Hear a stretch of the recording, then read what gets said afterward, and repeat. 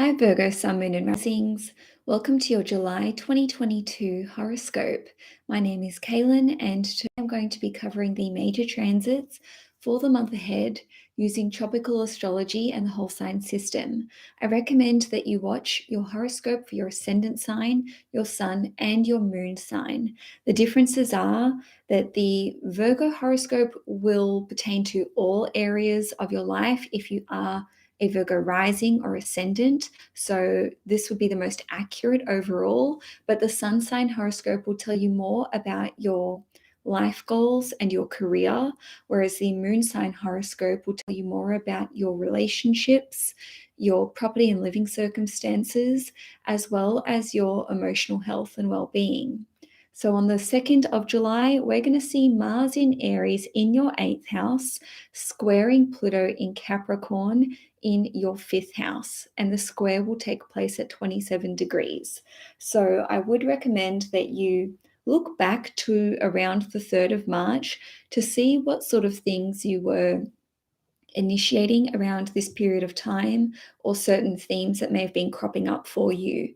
And I'm saying that because on the 3rd of March, we had the Mars and Pluto conjunction at 27 degrees in Capricorn. So this will be the opening square that follows on from that conjunction. Now, these kinds of squares between Mars and Pluto can be a tricky energy to navigate. So you may be feeling a little more emotional around this period of time. Essentially, squares indicate some kind of conflict that we are experiencing. Now, this can be due to outer circumstances or our inner drive and motivations being at odds or at ends with some sort of psychological impulse. So basically, we're looking at Pluto being in your 5th house. So with the 5th house representing fun and leisure time, your hobbies and passions, as well as creativity, romance, and children, this can be something that you are tightly controlling or that you are experiencing as being out of control in your life. So I'm saying this because Pluto carries the energy of control and making us feel ashamed or as though someone has power over us. So basically, these areas of your life may be struggling, for want of a better term, or you may just feel like you do not have access to your usual level of creativity, or that you are being blocked in some way, shape, or form with respect to your dating and romantic life. Or maybe you're just feeling as though it's harder for you to experience joy and happiness. So basically, the square to Mars in Aries represents the key to unlocking our potential in this area. Now, if it was a trine to Mars, it would be easier for you to break out of this rut or this funk, if you will, but the square means that it's challenging for you. So the vehicle or the avenue through which you can pursue experiencing more love and romance, experiencing greater or an improved relationship with your children, or feeling more creativity. We can do this by attending therapy, doing some deep healing and shadow work, as they call it. You need to address any addictions or fears that you have. Now, when I say need to, I mean you can choose not to and just ignore it, but then this dissatisfaction with those other areas of life may persist. So basically, there may be this impulse that you have, or this drive that you have to improve how much enjoyment you derive from life and your hobbies and passions and your romantic life. And yet, the ways in which you can be successful in breaking the shackles or breaking the mold is quite an uncomfortable process, because Mars in the 8th house is asking you to dig beneath the surface, lift the veil, really be proactive and assertive in addressing any past traumas that you have experienced, and any kind of psychological discomfort that you are experiencing. Now, on the 5th of July, Mars is going to enter the sign of Taurus, which means it will be transiting your ninth house, and it will be there until the 20th of August. So wherever Mars goes, this represents where we are placing our energy or our focus. We can experience challenges in these areas, but challenges can lead to opportunities. So essentially, the ninth house rules over education and higher learning. It rules over travel, going on adventures and journeys. The ninth house also rules over our belief systems of all kinds, whether these are religious, spiritual, political, or just your world beliefs, how you literally believe that the world works. Now, the ninth house is also connected to publishing and the law. So I'm just going to run through a few different ways that Mars in Taurus in your ninth house can play out. You may be wanting to educate yourself further when it comes to finances and taxes and resources. And I'm saying this because Mars rules over your eighth house. So, in that respect, Mars is connected to, well, the eighth house represents mutual resources. So, these are to do with taxes, and Taurus is the sign of money and resources anyway. So basically this can see you wanting to learn more about these things, and even if you have a basic level of knowledge surrounding these topics, the ninth house is about going a step further. So this can be taking on some sort of formal education or training, or perhaps you are consulting with a coach who can assist you with understanding these matters. Now, Mars ruling over the eighth house also indicates the occult. So think astrology, Reiki healing, numerology, and so on and so forth. So this can see you potentially consulting with an astrologer or with someone who works in the occult. Maybe you are becoming the pupil or the student of someone who can teach you in these areas. And on a different note, Mars in your ninth house can see you wanting to pursue some sort of international travel trip, or perhaps you want to learn about other cultures. You may want to learn another language. And this is indicated by Mars being in your ninth house and also Mars ruling over your third house. So we're tying in languages, other cultures, and education and training. Now, on a different note, looking at religious, spiritual, and just your belief systems in general, there can be some sort of deprogramming or deconditioning, unconditioning, whatever it is, or you're trying to unlearn something. And I'm saying this because Mars represents breaking something or cutting it out of our lives. Now, Mars rules over the third house, over the eighth house. So this is indicative of you having a sudden change in your belief systems. So maybe you're trying to search for the truth. And in doing so, this can see you stepping away from a certain religion or a certain set of beliefs. Or perhaps there's even a shift in your moral code and your ethics that is coming through. Now, with the ninth house representing publishing and Mars representing you taking action, this can see you pursuing getting published. And of course, with Mars ruling over your third house, which represents connections, maybe you are getting in touch with someone who you know through business or through work, or this could even be in your local community or neighborhood. And perhaps you're actually submitting a communications piece to a publisher for review. And again, this would be seen by Mars ruling over the third house, which represents your communications pieces. Lastly, with this transit, we've got the ninth house representing the law. So this could see you initiating legal proceedings. This could actually see you taking business connections or even relatives to court, because we've got Mars ruling over the third house, and Mars represents being assertive, taking initiative, and fighting as well. And with Mars ruling over your eighth house, which represents inheritances, taxes, alimony, and child support, maybe you are initiating legal proceedings in order to receive mutual resources that you believe are rightfully yours. Now, on the 13th of July, Venus in Gemini in your 10th house is going to make a trine to Saturn in Aquarius in your 6th house.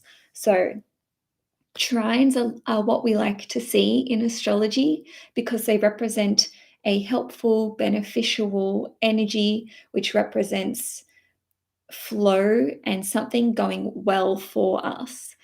Trines carry the energy of Jupiter, and in this way, they can bring forth some sort of blessing or prosperity into our lives. So, the 10th house represents our career, our reputation, our status, as well as our higher or worldly responsibilities and duties.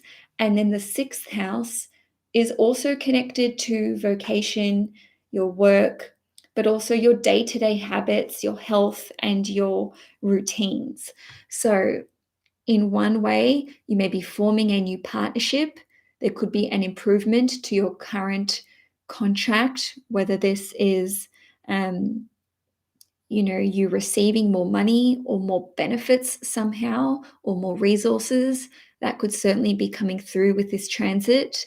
Venus represents wealth, and Venus rules over your second house, which is Libra. So again, this represents not just financial wealth, but materials, possessions, and resources of all kinds. So the trine to Saturn in Aquarius represents there being some sort of deficit that's being covered, or perhaps a loan or a debt which is being waived. And again, this is just indicative of the fact that your current employment contract could improve. You could receive a new contract. There may be a new boss who starts at your work because we're looking at Venus in your 10th house. This person could be very friendly. It could be a friend. They could become a friend of yours in the future, or they could simply be female or have a feminine energy, which is very this person could be very easy for you to get along with, because we're looking at a trine between two air signs. In some way, shape, or form, there could just be more stability in your work, or you're deriving more enjoyment from your work.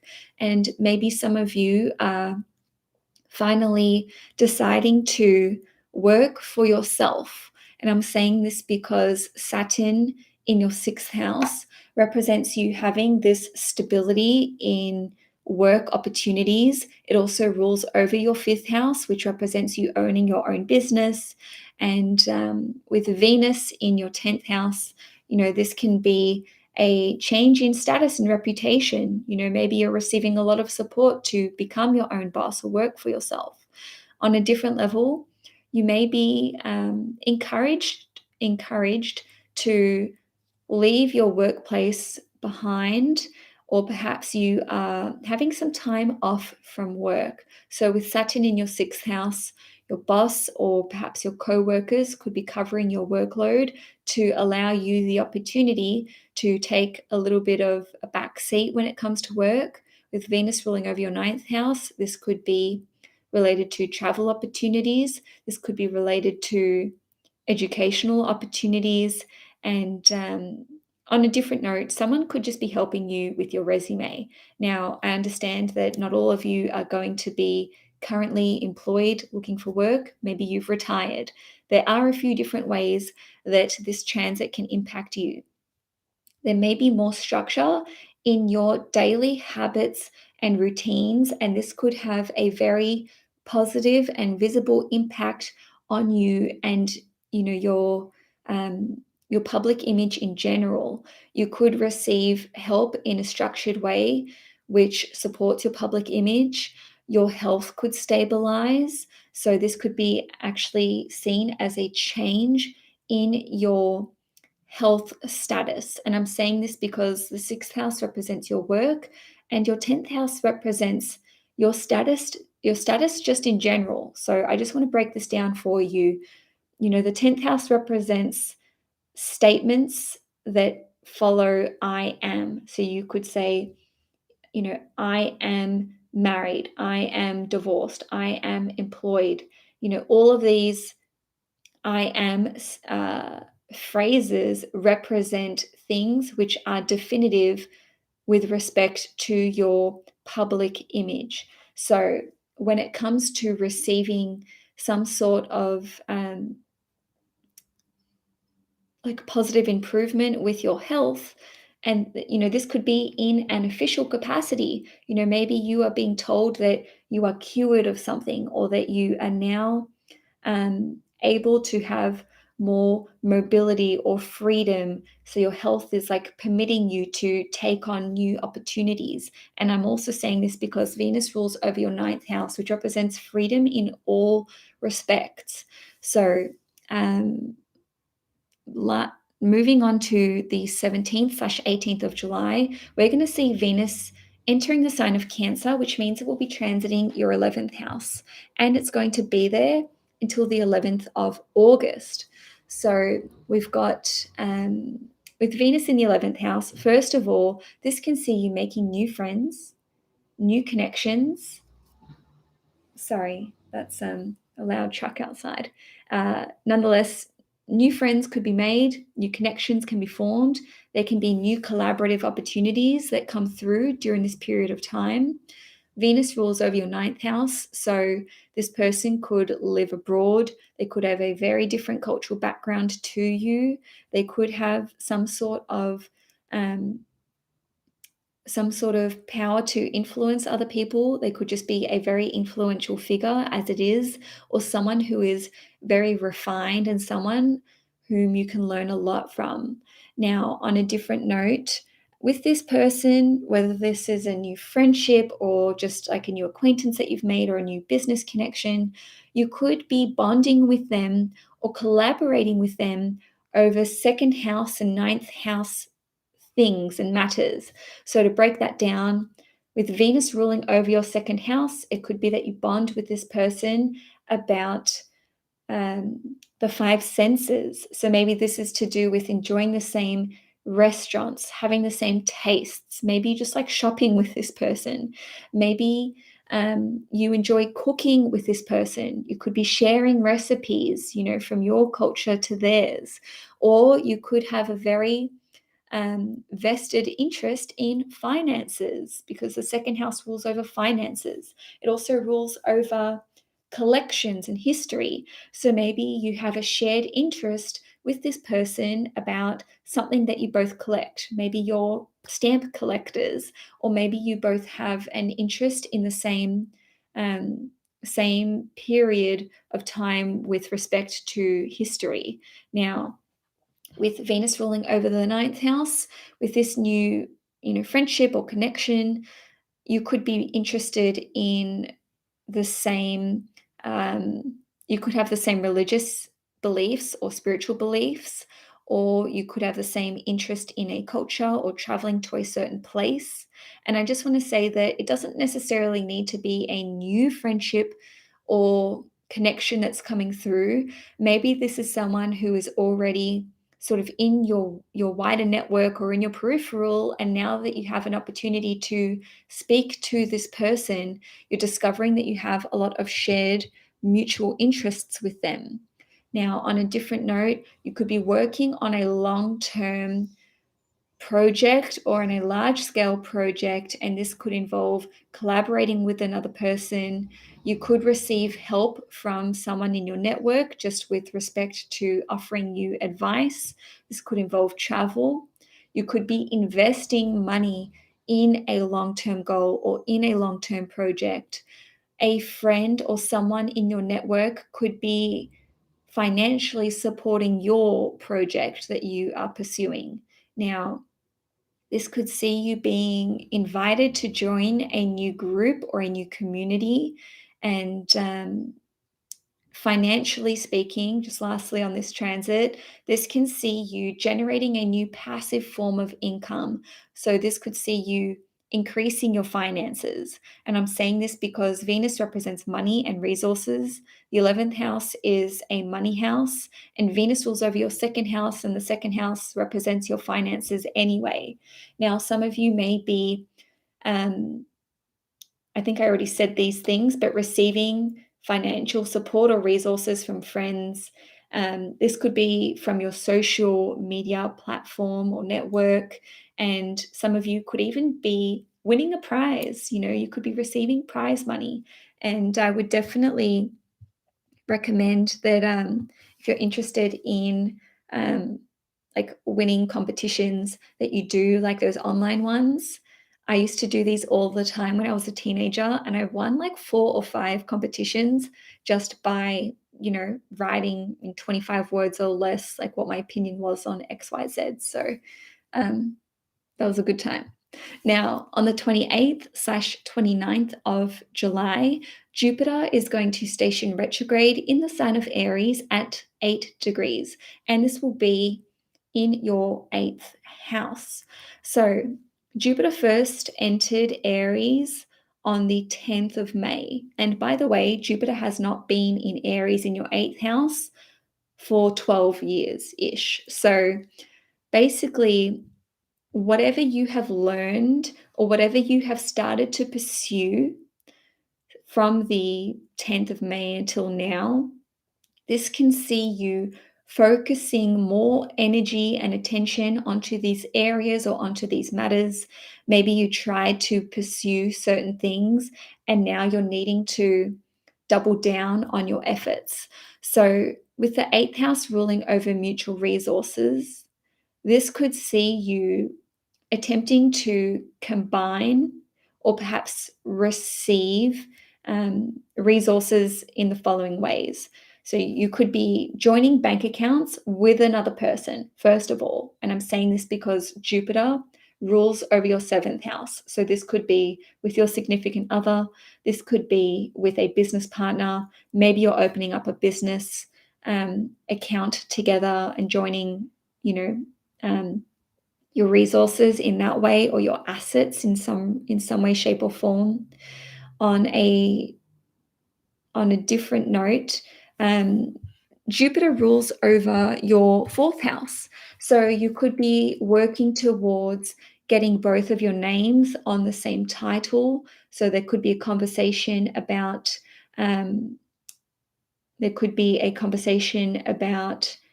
buying property together. That's another way that this could play out.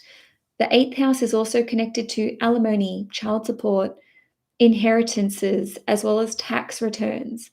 I just want to say that Jupiter actually likes to be in the 8th house because Jupiter represents wealth and abundance and prosperity. So maybe you have initiated the process for one or more of those aforementioned things, but maybe you're not going to see the effects take place until Jupiter has re-entered the sign of Aries, which will be on the 20th of December.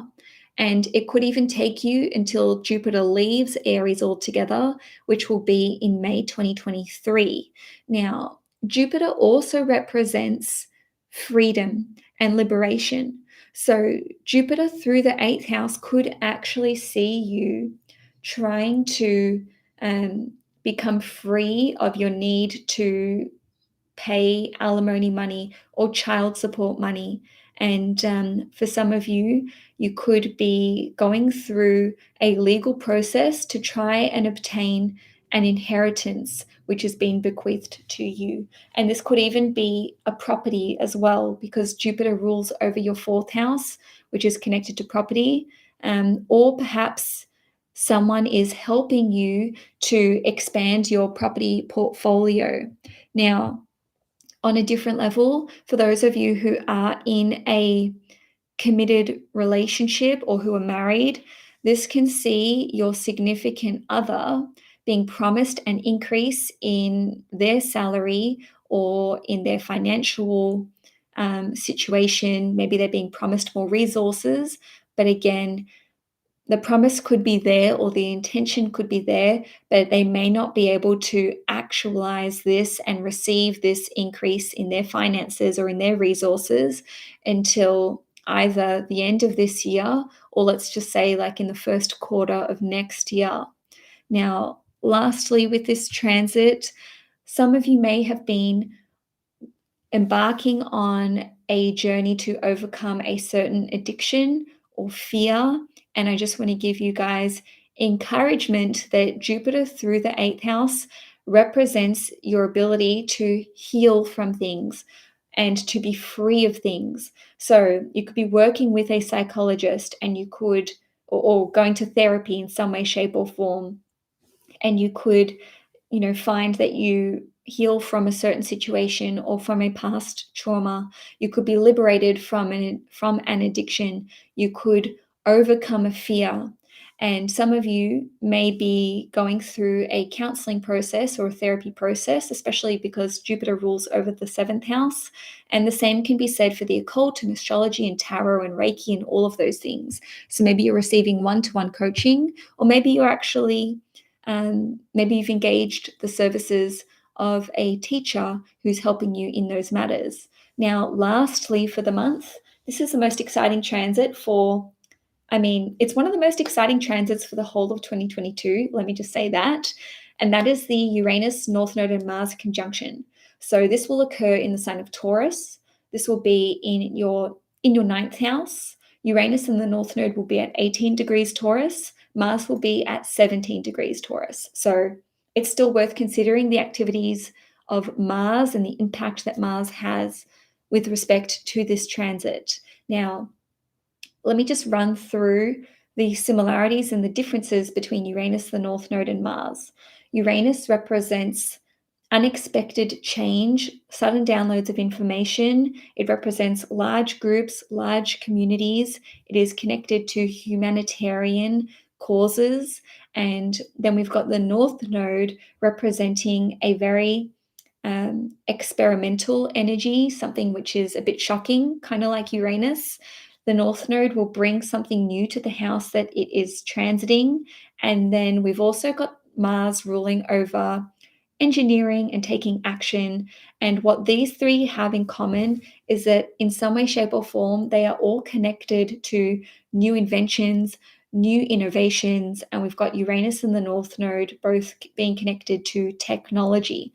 So basically, this can see you experimenting or pioneering or breaking new ground with respect to education, higher learning, travel, going on an adventure, going on a journey, learning about other cultures, experimenting with other cultures and religious beliefs and spiritual beliefs.